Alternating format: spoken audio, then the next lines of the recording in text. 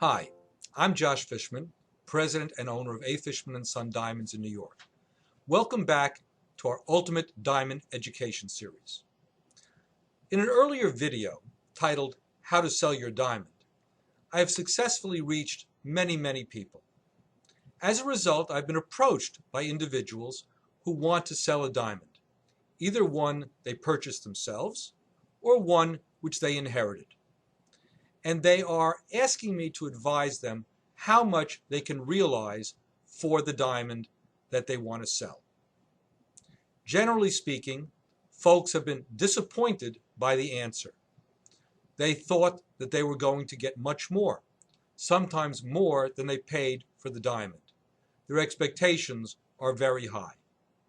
After explaining to them the actual facts on how I came to the price, they were enlightened and they understood the factors that led me to the price that I'm offering them. I want to share with you those factors, the inside knowledge of how to go about expecting what to get for your diamond. I cannot give you fixed percentages off of what you may be asking because diamond selling does not work that way. There are, though, many factors which affect the price at which you can sell your diamond. And that is what I want to share with you. As usual, much of the analysis ends up with the answer of, it depends. It depends on many factors. So let's get started with the factors that affect the price at which you may get for the diamond you want to sell. It depends on who you bought the diamond from and who you are selling it to. Most people buy their diamonds from retail outlets, whether online or brick and mortar. And that means they pay a retail price, which is a lot higher than a dealer price or a wholesaler selling to that store. And when they go and try to sell that diamond back to the retailer that they bought it from, they will find two things. One, the retailer will not offer them cash back for the diamond because they don't want to own the inventory. They probably got that diamond on consignment. Second, they may offer to take the diamond on consignment from you and offer you a pretty good price if and when they sell the diamond. But if and when is very vague and can never happen or can take a long time to happen. The only way you can get cash for your diamond is by selling it to someone who buys diamonds for stock. And that is the dealer wholesale market, primarily in New York City. We, Fishman Son, and people like us buy diamonds for stock, and we can afford to buy diamonds for our inventory. But the price at which you are going to get is going to be significantly less than what you paid for at retail, because we must turn around and sell that diamond back into the retail market or back into our private consumer market. And it's even especially worse if the diamond isn't a good quality diamond. Let me explain. We recently had a customer contact us to sell a diamond that they bought at a retail well-known chain store out on the West Coast for $3,800 for the diamond. It was a 73-point round diamond, GIA certificated, H-color, SI2 clarity, very poorly made. He told me that he contacted several sources to sell the diamond, and based on the certificate, he was offered $800 for the diamond. Yes, $800 for a diamond he paid $3,800 for. In looking at the certificate, I figured that the diamond could be worth maybe a little bit more, maybe $900. But this was a very poor quality diamond, and my guess is that the retailer tripled the price on what it cost him on consignment to get the diamond. So for that, let's turn to the second factor that selling your diamond depends on, and that is the quality of the diamond. It depends on the quality and desirability of your diamond. The quality and desirability of your diamond are very important factors in determining what you may realize from the sale of your diamond. And I say both quality and desirability, and let me distinguish. Quality is simply the grade of the diamond. Desirability is how pretty is that diamond, regardless of the grade.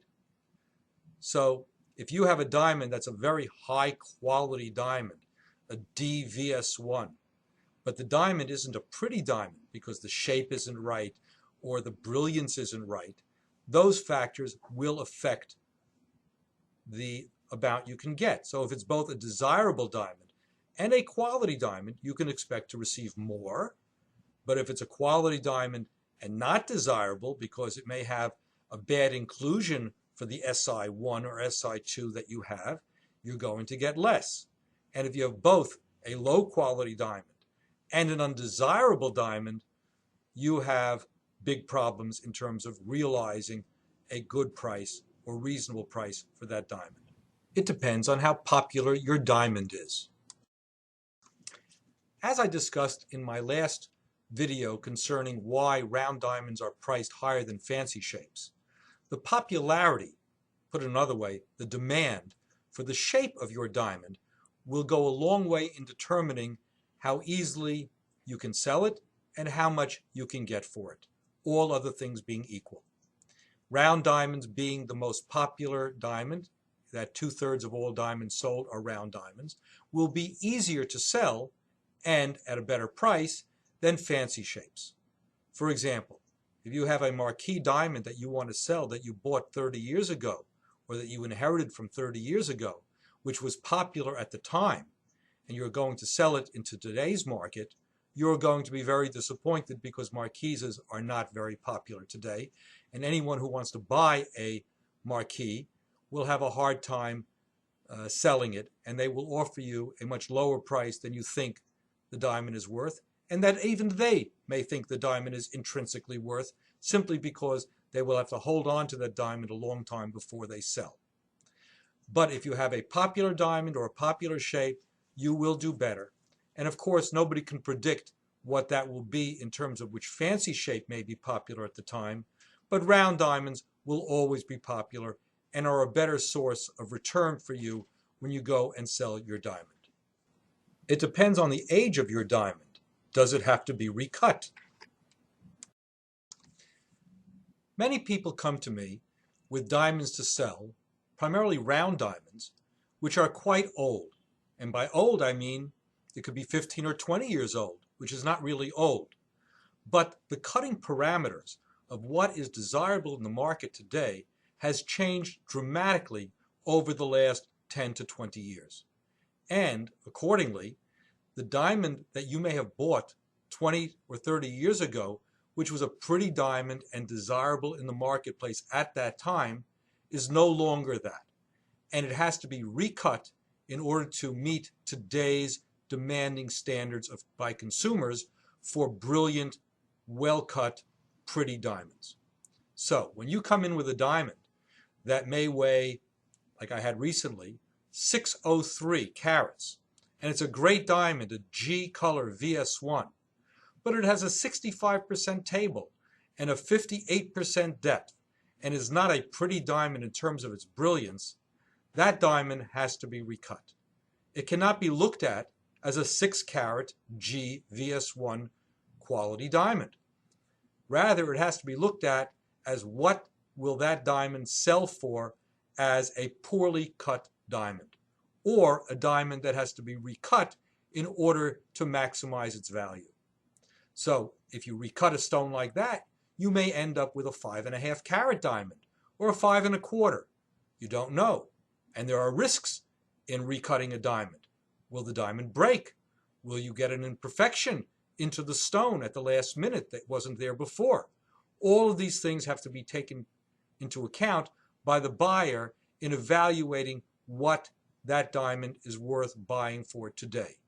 But at a minimum, it will not be valued as a 6-carat diamond because you cannot improve it within those few little points from 603 to 601. You're going to have to recut that stone. The same thing applies to any diamond. A carat 80 that has to be recut. A carat diamond that has to be recut, which will weigh under a carat. These are risks that sellers have to take into account when they are looking to maximize their value from themselves. and it is a risk that the buyer of the diamond will absolutely consider when he goes to purchase that diamond. It depends on the economic climate at the time you sell your diamond.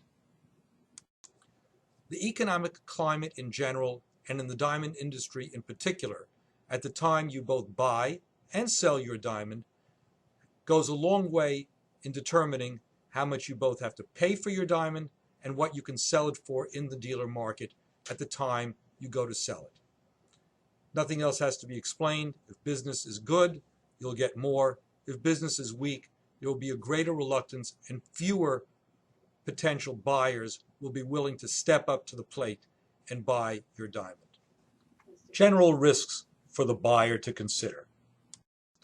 Finally, there are some general risks which the buyer of the diamond has to consider and which don't really affect the seller at the time he is selling the diamond.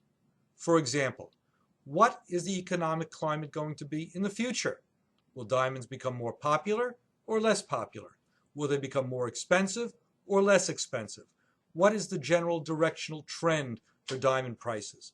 If I buy it today at a certain price, are prices going down or prices going up? What is the risk if I have to recut the diamond?